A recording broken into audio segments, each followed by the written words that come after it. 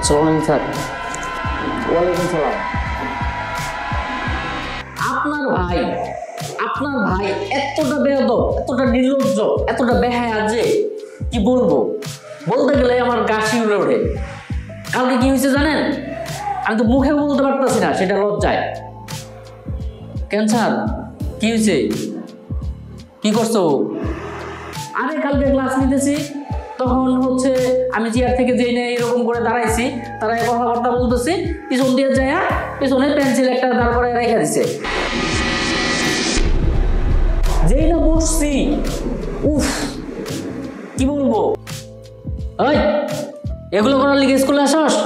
বেয়াদব, চল আজকে বাড়ি যাই। আর আজকে আজকে কি করছো জানেন? আজকে তো হোমওয়ার্ক কি করে নাই। আরে হোমওয়ার্ক কিভাবে করবে? পেন্সিল তো আপনার কাছেই ছিল।